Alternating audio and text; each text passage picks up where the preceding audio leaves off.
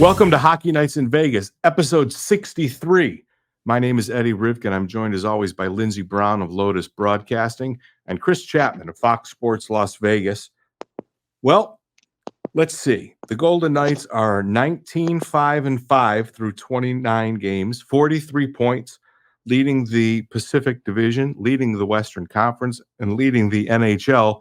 They have played the most games by 2 or 3, so the other teams, the other contenders to the throne at the moment, Boston, the Rangers, etc., they have 2 or 3 games in hand.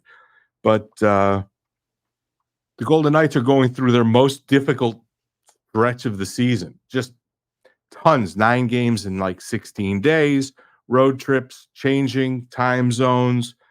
They're just sort of all over the place, and they are not getting a lot of practice time. So I would like to go over basically the last 5 games since we got together. We talked starting with the Capitals, then the 2 against the Blues, the Stars, and the Sharks. So I think they blew out the Capitals. I think it's almost time to put Ovi on a milk carton. Well, it's not automatic. I think we all have this idea that the best of us can go on forever. And ultimately that sad day comes where either you don't have a locker anymore or you don't have the touch anymore. Or maybe your roster is just so old and not really constructed that well that they can't carry the fact that Ovi isn't the guy on the power play anymore, right? It's kind of bizarre. And it's sad too, because every day that passes, he's getting older and older. And I don't want to say it's never going to happen now, but I mean, this isn't just 1 month into the season, right? Like this is kind of chronic. And how are they going to get out of it? Like, I don't watch a lot of Capitals hockey, so I'm not going to have your map to be able to do it. But I just, based off of what the core is doing, Backstrom's out. He's probably done, right? Oshie's in and out of the lineup. Like, just the people that are around him to help him achieve that, they're not consistently available. Yeah, I mean, he's got 5 goals on the season through 25 games. It's a really interesting way, I guess, that he's kind of just fallen off. I mean, he does lead the team in points with 16. Looks like Dylan Strome actually is their leading goal scorer with 11 points, but Ovi, 5 goals, 25 games. I mean, that's for him. We've never seen it. Yeah, I mean, he should have like 20 goals already at this point. He's only got 1 point in his last 5 games. Hasn't scored a goal since the 18th of November against the Blue Jackets. He did have 2 goals against the Islanders on the 11th of November. So we're now starting to get to a point where we may be going a month if things don't get turned around quickly, where Ovi doesn't score any goals for the Capitals, which I think if you had said to me at any point over the summer that we would be looking at 3-4 weeks between goals for Alexander Ovechkin, I would have said there's 0 chance. Absolutely no chance of that. But he had 42 here we are. last year. Like, have we ever seen a drop off like this before, Eddie? Do you think in terms of going absolute feast to famine? Because usually it's a little bit more of a trickle effect, a putter out, but like he had 75 points last season. Okay, then I have two questions for you. The saying is Father Time is undefeated. Yeah. And is he going to catch Gretzky? Or is this a blip?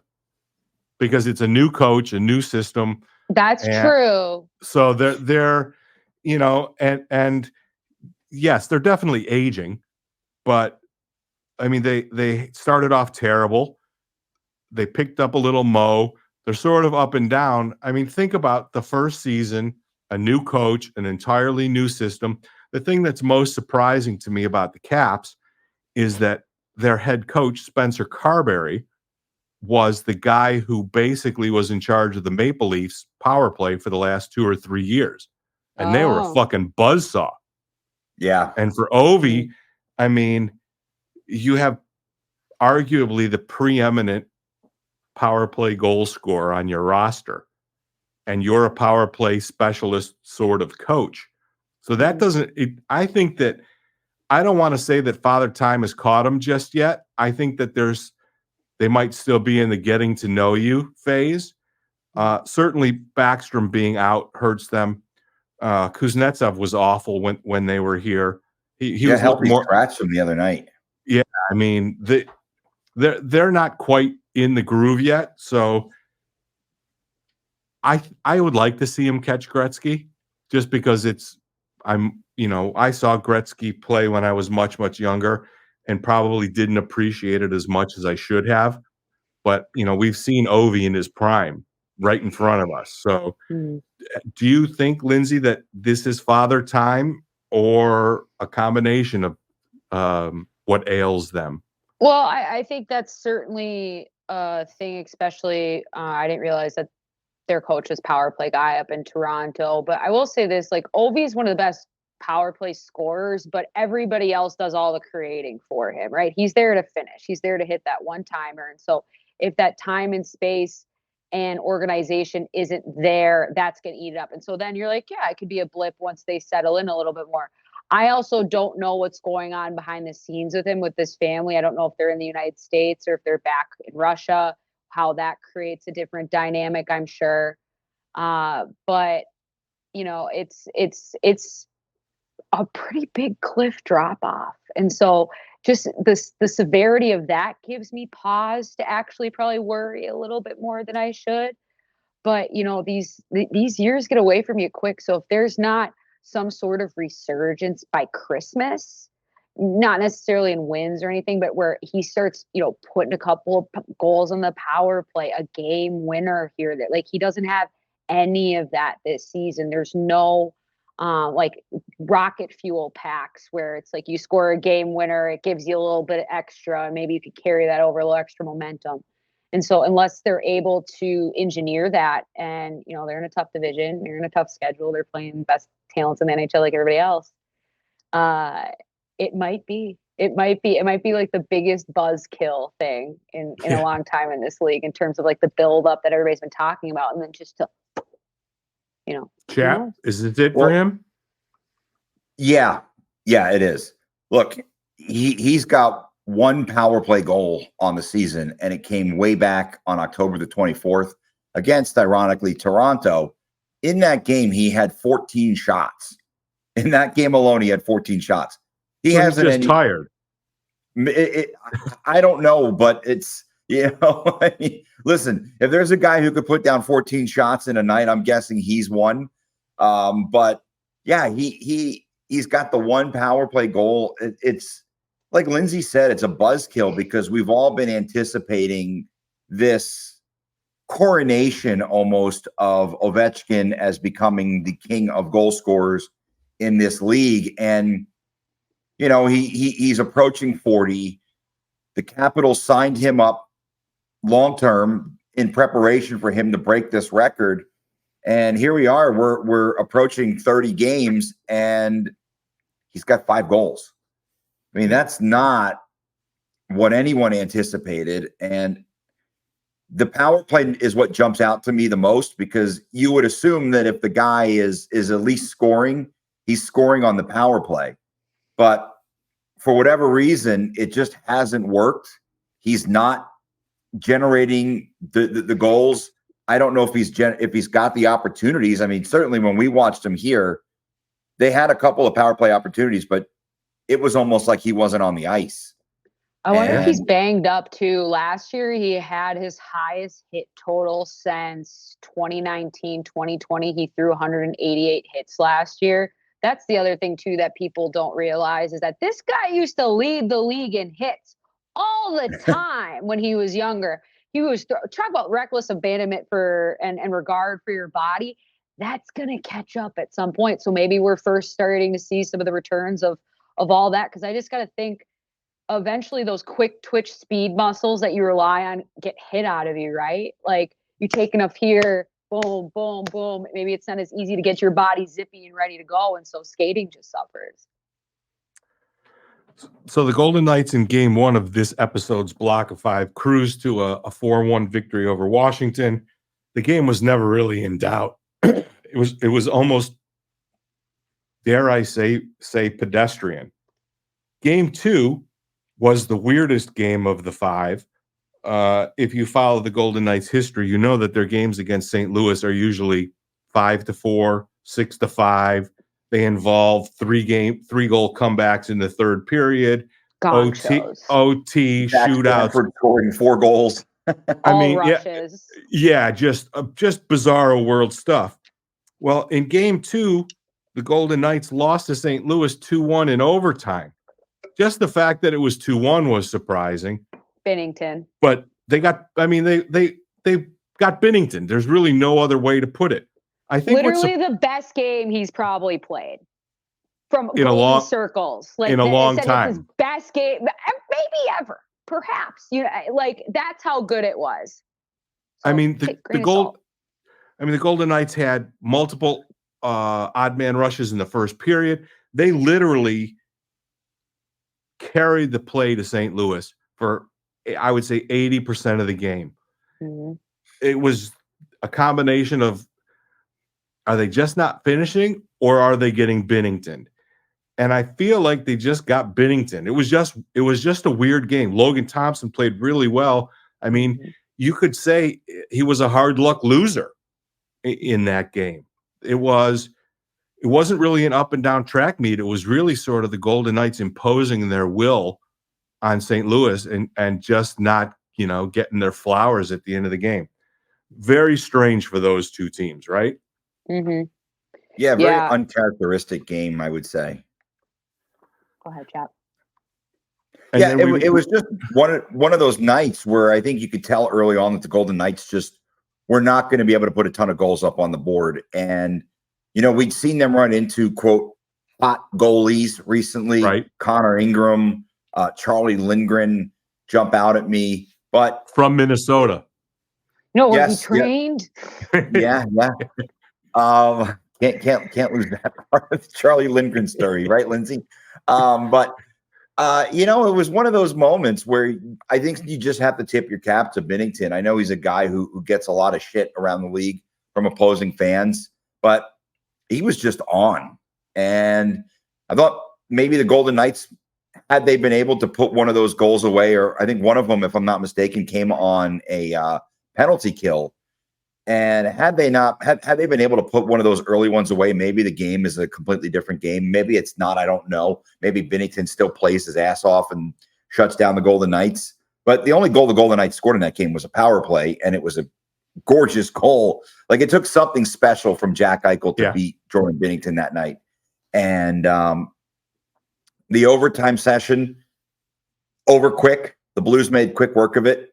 Jonathan Marchessault made to look like the Nevada State tree, an orange traffic cone in that overtime session. But, I mean, listen, St. Louis is not a bad team. There's no shame in losing to them. Yeah, you should beat them. You're better, but they're not terrible. It's not like you lost to one of the worst teams in the league. I mean, the Blues are going to be in the mix, I think, in that Central Division for one of those third or fourth playoff spots, and we'll see. I mean, but all in all, I don't think the Golden Knights played terrible. I just think St. Louis, Binnington was just better than them that night. And kudos, like you said, to Logan Thompson. He played a great game too. I think that Binnington made a couple of really big saves really early on, and his head was right. He seemed like those 2 or 3 big saves. Go ahead, Lindsey. No, you're absolutely right. There was, and then there was a point where he got smoked by someone in front of the net in that first period, where there was a backdoor play where the crasher ran into him and it was kind of on top of him. In every past season, I literally wrote it down. I'm like, that's where aggressive mode gets activated for him. And that's why he has such a bad reputation across the league, because he swings his stick at people because he gets thrown out of the game because he's being an asshole. He's an asshole of a goalie when he's on the ice. It's how he competes. That's the edge that he has. And he didn't chase that. Like, he just stayed integrated in it. And when the Golden Knights find success against him, it's when they get after him early and he can't find himself. Like, he works himself and the Blues back into games as the game goes on longer. And so the Golden Knights, like you're saying, Eddie, weren't able to capitalize early, get him in that kind of bowl around space. And he was just able to kind of turn into what won them the Stanley Cup, just a shutdown goaltender who's going to make big saves in point blank chances. Were you like that? Were you feisty? Were you a slapper? To an extent. Like if you were in front of me, like if I'm in my crease and you're in my way, like I will punch you in the back with my blocker hand. And I only got called maybe once or twice. And my coach got mad, so I had to kind of dial it back a little bit. But you could hurt people really bad by just go like there's no shoulder pads. You just get it right above the top of your breezers and hockey pants. You go straight to the spinal column. And so, but I tried not to, because then I would get emotionally involved, and goalies are not supposed to be emotionally involved. Everything's just next save. Next save. Game 3 of the trip was a little bit weird, but sort of more of the typical. The Golden Knights gave up 3 goals in the first period after scoring first, which we always think is a very positive. For St. Louis, it's almost imperative. They don't win if they don't score first. Right. Yeah, 12-0-1 or something like that. Until that happened. Just, yeah. So the Golden Knights score first, and then inexplicably, that's the word I'm looking for, the Golden Knights took about 5 minutes off in the first period, and the next thing you know, they're down 3-1, and we're shaking our heads like, the fuck just happened here? But they go into intermission. They probably had a look at themselves and say, well, that was kind of dumb. And then they proceed to put up the next 5, and they have a dominant win, which is more of what we expected as far as the outcome goes. Significance of that game, 6 goals? Sure. How about 6 different scorers? That's going to be the theme that we sort of take over into the next game as well. But the fact that the depth scoring and the 5-on-5 scoring has returned, it's kind of what we expect from the club, right? Yeah, I think in that game you got White Cloud's first goal of the season. I think Kolesar got on the board in that one. So it was a game where it was, like you said, it was kind of a strange game, which I guess is really not that strange when these two teams get together. But I remember watching it saying, what are they doing? Are they going to get run out of the ice or run out of the rink by the Blues? And then all of a sudden, second period starts, and you're like, "Oh yeah, this is who I expected to show up tonight." Yeah, it was a typical Golden Knights win. In outside of the 5 minutes you mentioned, where the Blues somehow inexplicably put 3 goals past them, but it was good bounce back. And look, it was the first game of the dad's trip, so we'll get to that. So certainly, you know, it was a game where look, that's what you expect from the Golden Knights. You expect depth scoring, you expect good goaltending, you expect solid defense, and outside of a little short span, that's exactly what you got from the Golden Knights. Lindsey? No, not a whole lot of notes on this one. Not much there.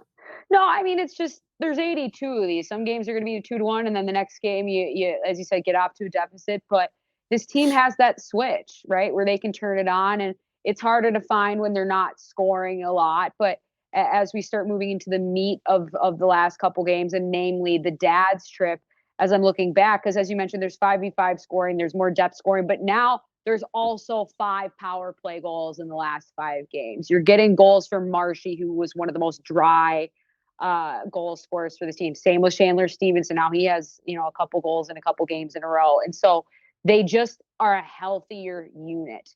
Now, last night, a little bit topsy-turvy at the end, but overall, that St. Louis game, the second one, I think was more of the continuation of what we saw in Vancouver and Washington.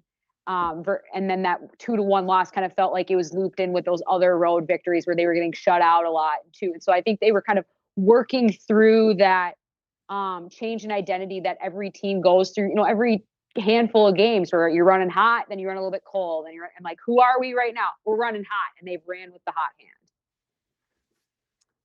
In game 4, which is sort of the game that everybody had circled, the season finale, which is kind of weird that they're done with Dallas by the early part of December. The Golden Knights just basically, we talked about it on the previous episode. We wondered if they're in the Stars' head.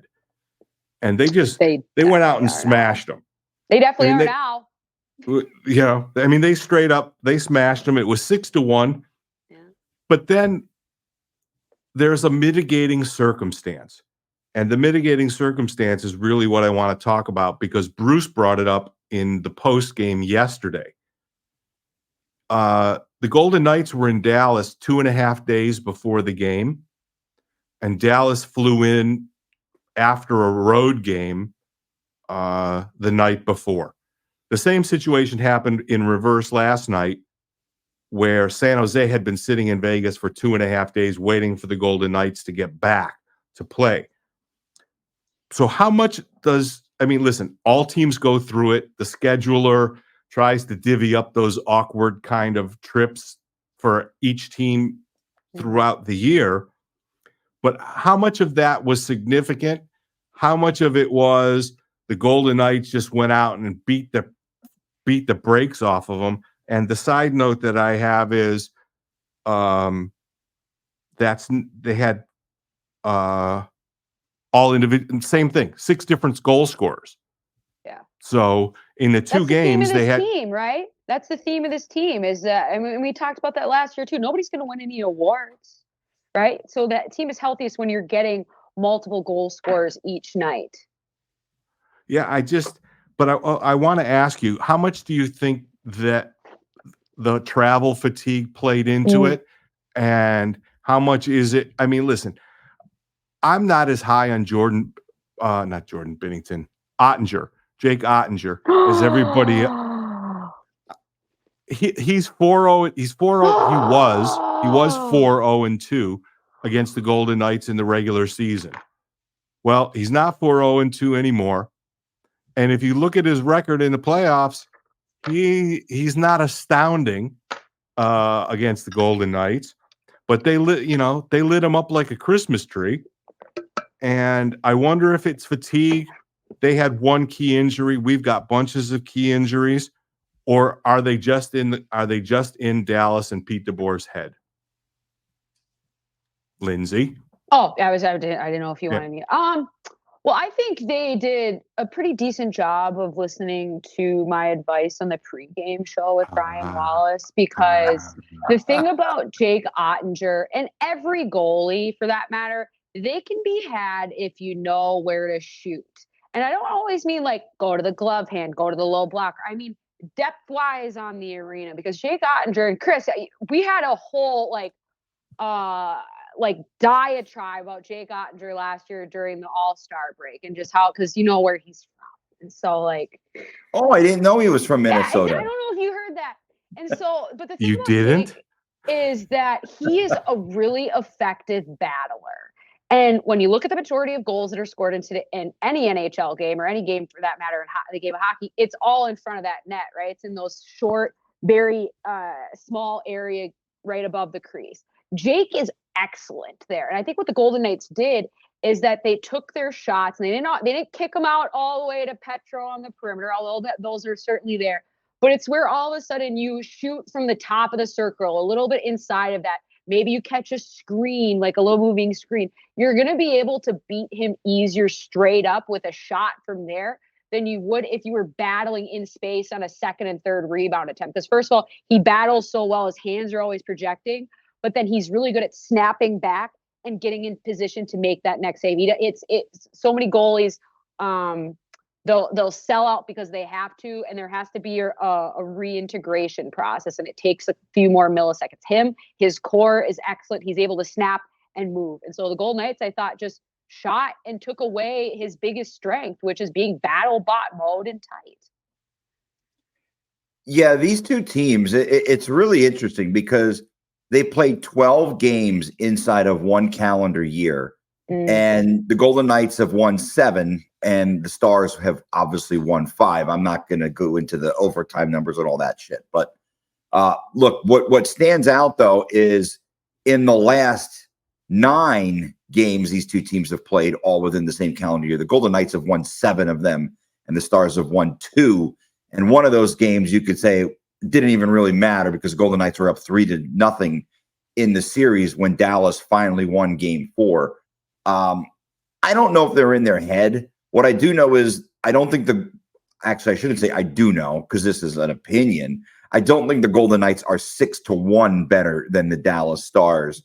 Look, as you mentioned, Eddie, Dallas comes off of a road trip And when we look into that, it was 3 games on the East Coast. Boston, Washington, and I don't remember who the third team was that they played on that road trip.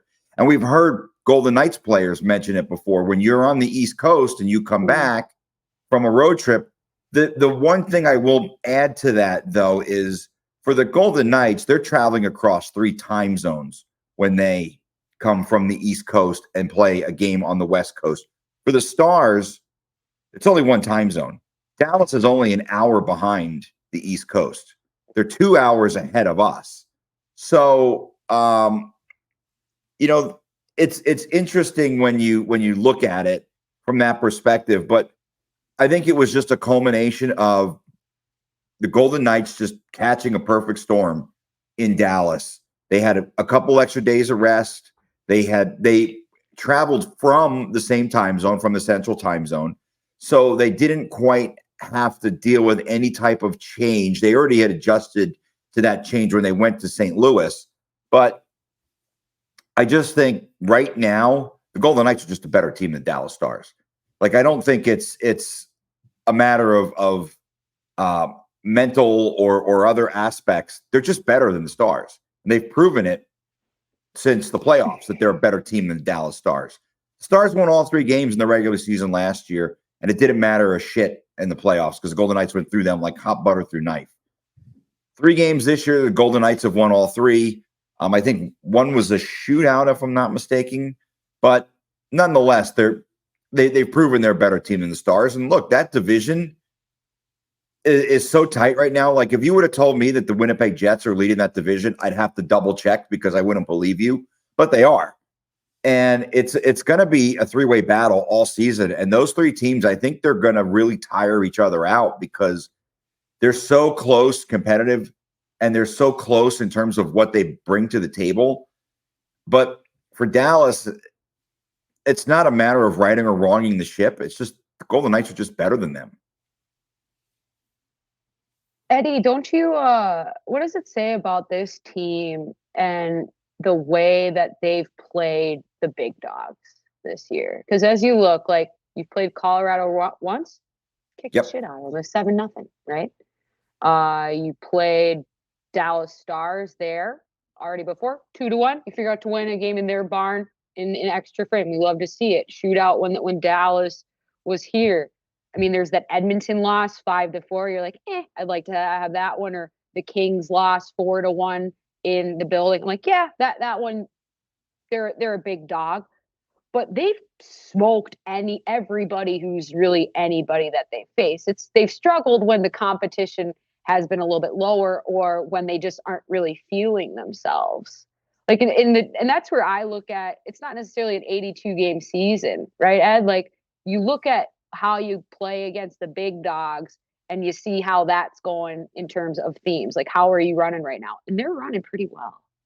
I think 2 wins against Winnipeg in there as well. Yeah. Well, yeah, that's true. Listen, at the end of the day, Bruce can coach them up as much as he wants to or has to. But there are going to be some times where they're just disinterested. Mm-hmm. I mean, I don't think there's any great science behind it. When they know there's a team that has the ability to come in and kick their ass, then they get really motivated. And when a team comes to town where they don't think that if they had their D game could kick their ass, they're not as motivated. And like you said, I think that's absolutely human nature. You know, there was a key takeaway in the Edmonton game was the fact that they came back from 2 down in the third, and they were in a slump at the time, and they weren't scoring. That period sort of began this on the right tracks set of games. Mm-hmm. You're right. We do have to talk about the dad strip. Holy sweet mother of Jesus. Let's buy an entire condo building. Like, let's chip in as like all of the Vegas board. Like, let's just chip in. We'll pay. They'll stay. They'll travel. 82-0. Who's to say it's out of reach? Like, honestly. 9-0-1. Ridiculous. On the dad strip. And they've been to Minnesota. They've been to Nashville. They've been to Dallas. Everywhere they go, usually in the central time zone. But listen, you and I, Lindsey, we played. I always wanted to play my best when my parents were in the barn. When I was young and I was playing against kids that were much older than I was, like I was a freshman in high school at 14 playing varsity hockey against 18-year-olds, I was legitimately scared sometimes. I'm glad you were, because that was a good usage of your biological evolutionary senses, because it's scary out there as 14. And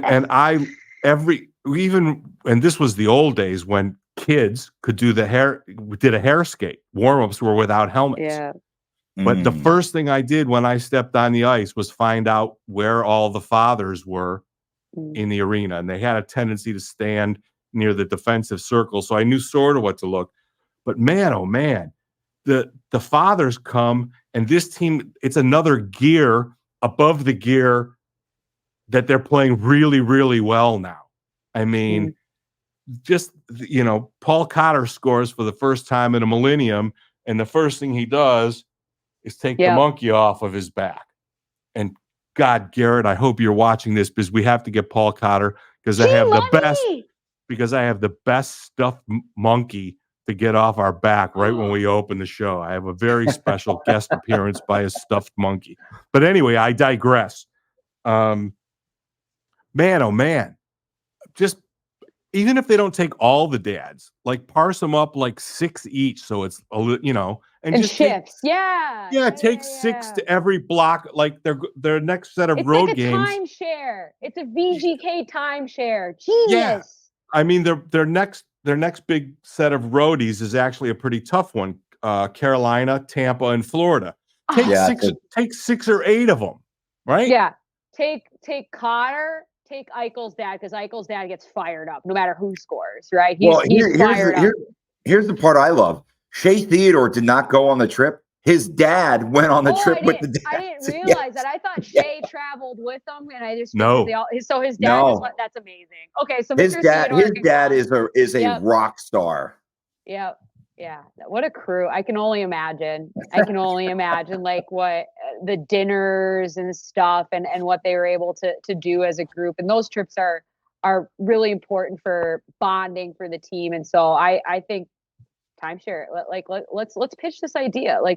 This is a new tentacle for the Foley Entertainment Group, right? You just think it'll be like Cusco's Palace of Emperor's New Groove. You just create this whole timeshare resort for all the parents of VGK players, and you just top notch.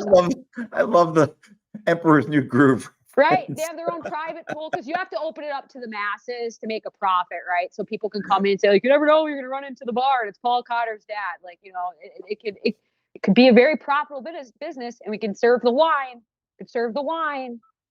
But I think the important aspect of the dad's trip is when you look at last season, that was kind of the turning point for this team. That trip to, was it Nashville and then Minnesota? And Dallas. No, they went to Minnesota. They did the axe. I only know because I know they did axe throwing. And yes, that was they had kind of started to play well at the tail end of that East Coast road trip. Then you get the All-Star break. And then you open with the dad's trip, and you're like, you're not really sure what you're going to get from this team. And all of a sudden, Eichel started scoring again. And then everything became okay. Like, that was the moment when you realized the Golden Knights had the capability to make a deep run in the Stanley Cup playoffs. But they didn't really need that this year because they were playing well going into the dad's trip. But they continue their dominance when the dads are in attendance. Like, I don't know if they advertise the mom's trip as much, because I don't even know when the moms travel with the team. But that dad's trip, there's something to it. And I love that they do this in the NHL, that there's a dad's trip, right? Like, we all know about our relationships with our dads, right? And unfortunately mine's no longer here, but you have those memories of your father coming to watch you. Like Eddie, you mentioned, you always wanted to play well in front of your dad. I played football, I played baseball, and I was a runner. And anytime, like you said, your dad was there, you wanted to look good in front of your dad, right? Because you wanted your dad to go to work the next day and brag, hey, my son scored a touchdown, or my son hit a triple and stole 2 bases. That was kind of the way I always had that mindset. I wanted my dad to be able to go to work and brag about the job that I did, because there was nothing worse than being that kid and having to listen to the other kid's dad brag about how good his son was while you stunk that day. So it just means a little more, I think, when Pops is in attendance, and it's really this team for whatever reason. And I don't know what the records are across the league. I mean, I would imagine bad teams probably lose games when their dads are in attendance, but the Golden Knights are a really damn good team. And what I don't know is, I don't know if Pavel Dorofeyev's dad was on the roadie with them, because it was great to see Pavel score a goal. I don't know if Yuri Patera's dad was on the road trip, because I would hope he would have been in attendance last night to see Yuri play if he did go on the roadie. But, it's just special, I think, for these guys. And, it's so cool that they do this. And, when Keegan Colasar scored that goal, I got a little emotional, because we know he lost his father to COVID a couple years ago. And just, it's an emotional aspect for someone like me, who also lost his father, and being able to think that it must have been a special moment for him as well, knowing that his dad wasn't there in attendance, but his dad was with him in spirit to be able to score that goal. So the Golden Knights wrapped up this block of 5 games with an expected, uninspired C- effort against the Sharks last night. Yuri Patera is undefeated in the NHL, 3-0. Doesn't Undefeated, allow a goal. Yeah. Undefeated in the shootout. I understand that Marchessault scored 2 goals and scored the game winner in the shootout, but Yuri Patera saved their fucking bacon last night. They give up nearly 40 shots, which is an absolute outlier for the Golden Knights. They blew a 2-goal lead in the third period. They did travel the night before, like we talked about in the segment, with Dallas. And again, Butch said you don't read too much into individual wins. 2 points are 2 points. I think that it was sort of a game the way we expected. I don't think we expected them. I thought when it was 4-2 we were done, but the Sharks came back from the Sharks came back from 4-0 down to beat the Red Wings, and then from, I think, 4-1 down the game before that to beat the Islanders. So for as much of a hot steaming turd as they were for the first 15 to 18 games of the year, for a team that's far, far, far outmanned talent-wise, they put up a pretty solid effort against the C- Golden Knights team last night. But eventually, the hockey gods deemed that the better team is supposed to win, and they did, right? Mm-hmm. Well, yeah. I think. Oh, go ahead, Lindsey. No. Go ahead. You're good. So I think maybe we should tip our hat a little bit to David Quinn and the San Jose Sharks, because, as you mentioned, they were atrocious the first 15 so games of the season. They've turned it around. They're actually not. They're not the worst team in the NHL right now. They're only a point behind the Anaheim Ducks, and they're only 4 points behind the Seattle Kraken. So, and the Ducks came out like a house on fire, and the Kraken were expected to be a playoff team. So, look, the Sharks, they're doing it without Logan Couture, who's out. But nonetheless, when you look at their roster, it's made up of a bunch of guys who you've never heard of because they're all way too young, and guys who are maybe on the last contract of their career and they're on their way out of the league, like Mike Hoffman and Mikhail Granlund. But it was a game where Minnesota Wild player, by the way. Yes. He's a responsible enough player to milk it, okay? He's not taking any chances. I mean, and I think he had the assist on the game-tying goal last night, if I'm not mistaken. Don't push him out of the league yet, chat. Not yet. Him, and Mike Hoffman had 2 goals.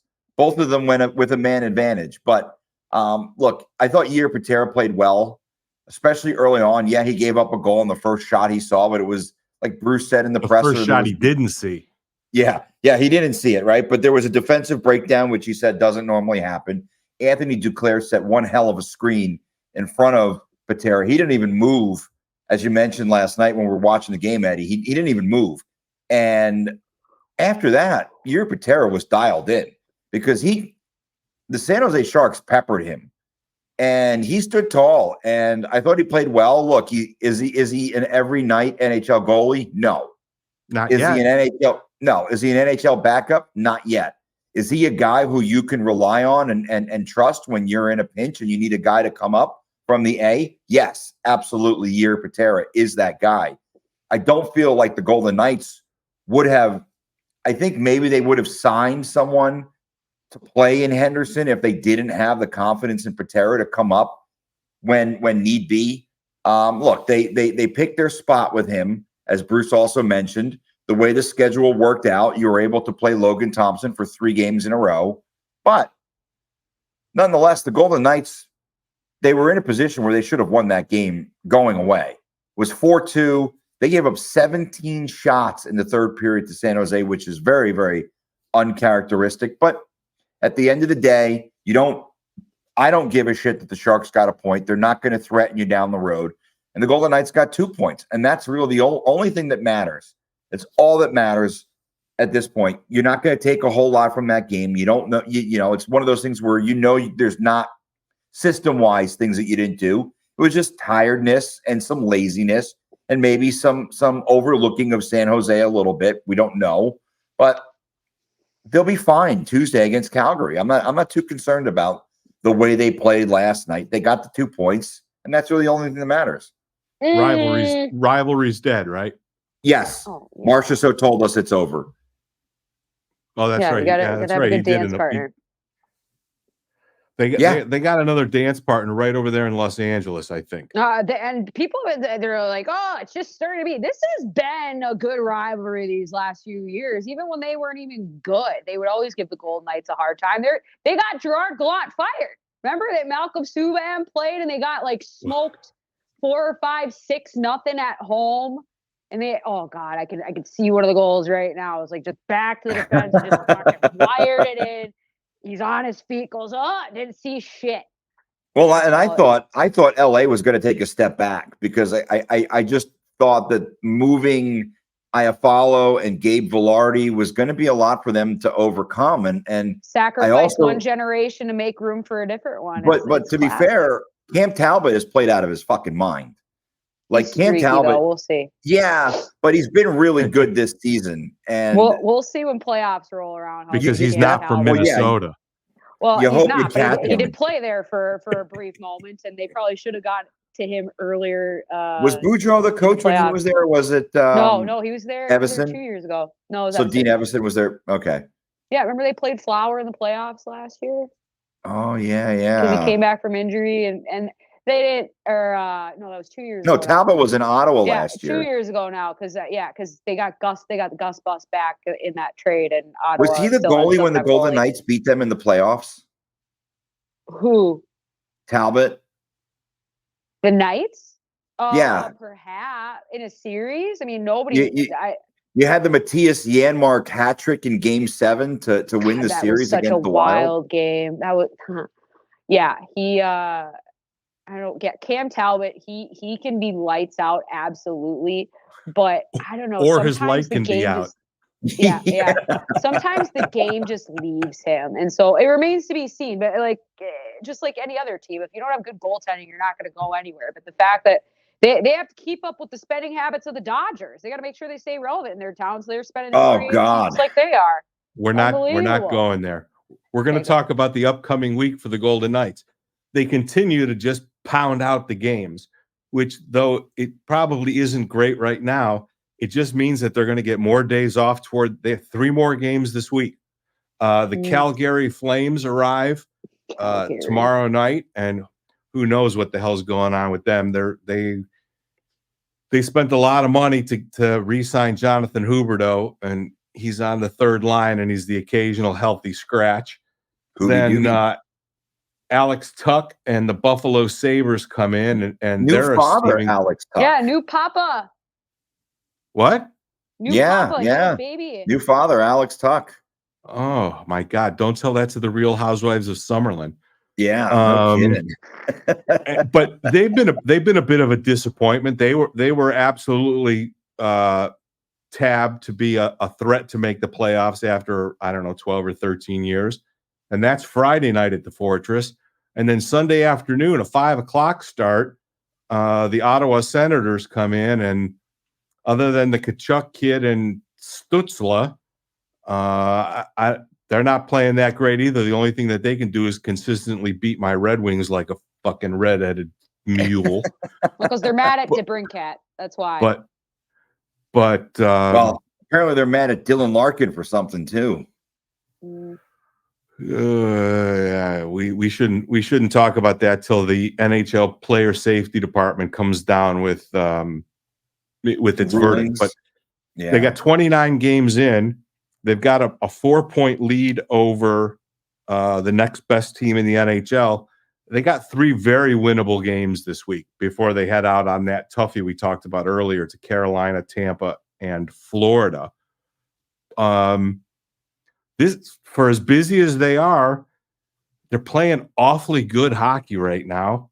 They have a chance to maybe not get back that huge amount of point lead that they got, but there's no reason to think that this train's just not going to keep rolling, right? I mean, do you see any indication of anything going off the rail at all? Well, I think you look at their track record, and I know, things change year to year, but their track record against Calgary at home is really, really good. Like, I think they may have only lost 1 game to the Flames in their history at T-Mobile Arena. So it's a team that they dominate here in Vegas.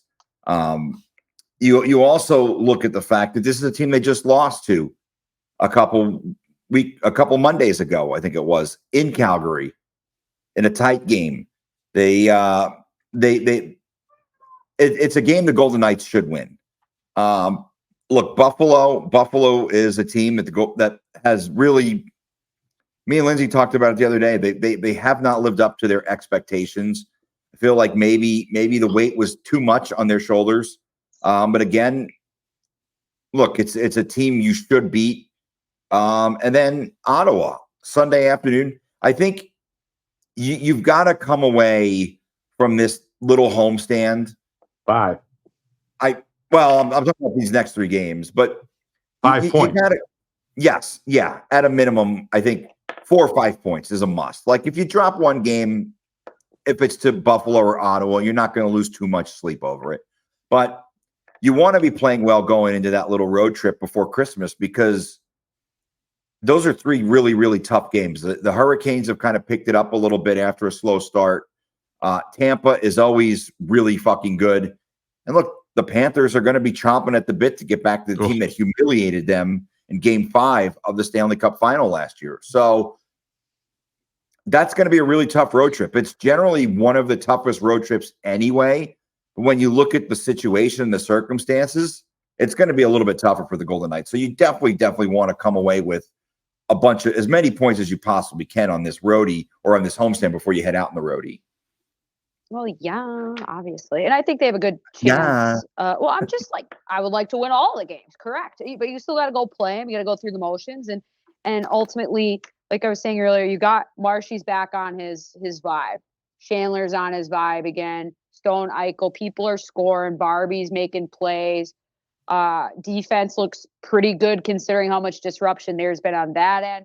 Logan's looked great in his moments that he's been asked to elevate his game and be goalie 1A. We'll see how the prognosis is on the term for Aiden and everything, but there's just you keep whatever levers they're pushing right now and just ride it as long as you possibly can. But yeah, these are shoulds. These aren't Dallas and Winnipeg and everything else. These are games that you should be banking. Yeah, I wonder if you mentioned Aiden Hill. No real update on him. The team's not skating today, so no opportunity to maybe get an update on him either. But I wonder if we'll see another. That's not what I wanted to see. A well-timed tale. I wonder. I wonder if we'll get another Yuri Patera sighting. He's Why not? He's the Sunday goalie. Yeah, I He's mean, gonna get the Ottawa on send. Friday, right? If there's no Aiden Hill, you got to imagine Yuri's going to get another call, and he'll have the opportunity on Sunday with the 5:00 start. Especially with Thompson's injury history last year too. You got to make sure you're not putting too much on his plate too soon in the season and causing similar breakdowns that we saw. So that's it. We're moving along quickly. My cat needs attention. Episode Clearly. 63 of Hockey Nights in Vegas is in the books. Our thanks, as always, to the Las Vegas Advisor, www.lasvegasadvisor.com, your go-to website for everything Las Vegas, covering of the new Durango station or whatever they're calling it. I can see it. The Fontainebleau opening up in 2 days. If you want to know anything about everything that's going on in Las Vegas, go to the Las Vegas Advisor, www.lasvegasadvisor.com, and by my good friend Dr. John Pierce at Ageless Forever, www.agelessforever.net. That's my guy. That's all I got to say. And if you have been noticing my incredible weight loss journey, how slim my face looks now, I'll be happy to tell you what Dr. Pierce has done for me that's allowed me to become less rotund. So that's going to, yes, rotund. That's a big word. Interesting word. I may have to go see him because I'm becoming more and more rotund as the days go on. So we'll wrap up episode 63 with that. So take care, everybody.